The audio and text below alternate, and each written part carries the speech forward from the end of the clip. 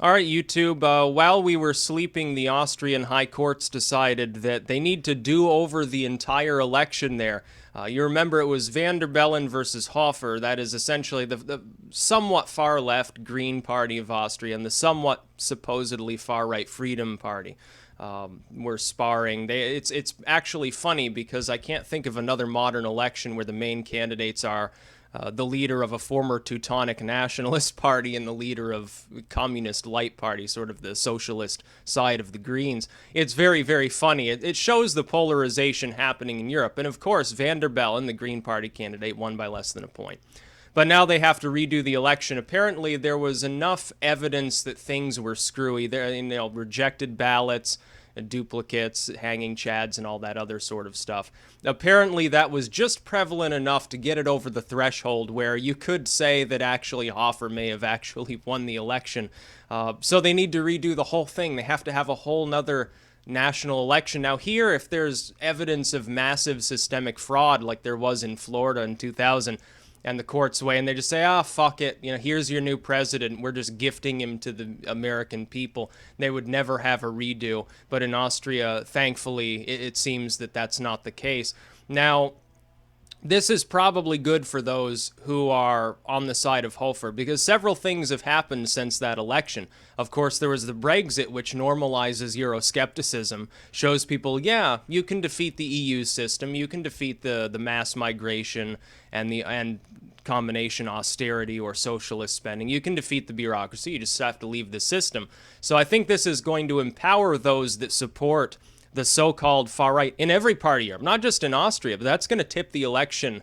I don't think that van der Bellen is going to win on the second go-around here. I think that you'll find the Green Party probably loses by a few points. Now, this could just be pie in the sky, sort of unreasonable optimism or something. But it's my hope that Austria may become the next nation to really throw aside sort of the EU's corrupt bureaucracy, all of its nonsensical proceedings, and institute actual state sovereignty and simply refuse to work with the EU on many of these measures. You see, day after day, every single fucking day since the Brexit, the EU says something else about how they need a superstate. They need their own army because NATO doesn't cut it anymore. As though NATO, there's no problem with NATO. So many people believe, here's what I think the EU is doing. I'll say this. I think that the people heading the EU realize that unless a superstate, at least as far as a military is concerned, is formed, people will begin to wake up to the fact that NATO is the military alliance protecting them. A lot of people seem to be pro-EU because they're stupid and they actually think, they don't even know NATO exists. They think that the EU guarantees a military treaty to protect them from the Russian aggression or terrorism or whatever. That's never been the case. It's NATO that's doing that. So what they realized, I think, with the discussion around the Brexit going against them, specifically because people said, well, what are you talking about? It's NATO that's the military treaty. That was there to begin with. The EU's Johnny-come-lately when it comes to these things. It has to do with currency and trade and movement, things like that. I think they're trying to form a military alliance under the auspices of the EU to do away with NATO. By doing away with the concept of NATO, they can exert more hegemony over Europe, number one.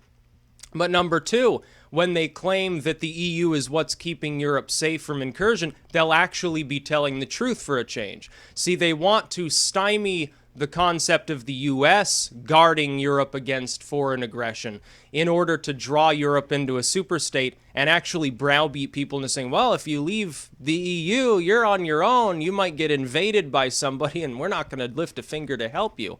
It's really, really dishonest. It's also, it's suicidal when it comes to military affairs. It's about the worst possible thing they could do, but that's what I think is actually happening. And we'll see in the next few years if my prediction comes true. I think they will try to form their military. I think at that point, if Austria and Italy and some of these other states continue to see Eurosceptics gain dominance, they're going to leave. They're not going to deal with that shit. They'll hold their own referendums and most of them will leave.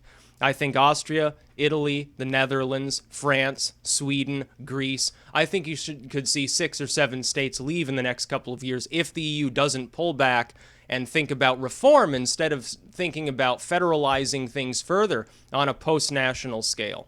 I think they're going to cripple their own European Union without even realizing why people are so upset.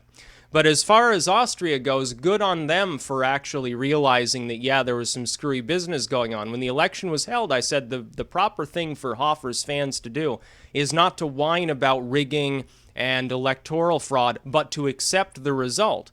However, the courts found there was enough fraud to do over the election. So you see, there was no need to whine about it. There was no need to worry because the court system there apparently still functions. This is a new one to me. It doesn't seem to be functioning properly in any other Western nation. I guess the Austrians have a more advanced representative democracy than many other states in Europe do.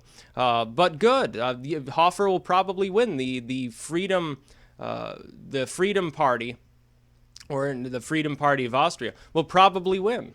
They'll probably get a couple of extra points because, again, the Brexit, continued problems with Russia, number 2, seeing that the EU is indeed now openly stating, yeah, we want to form a super state so that there won't be any sovereign nations. I don't think that's going to work very well in Hitler's birthplace, but then again, that's just my opinion.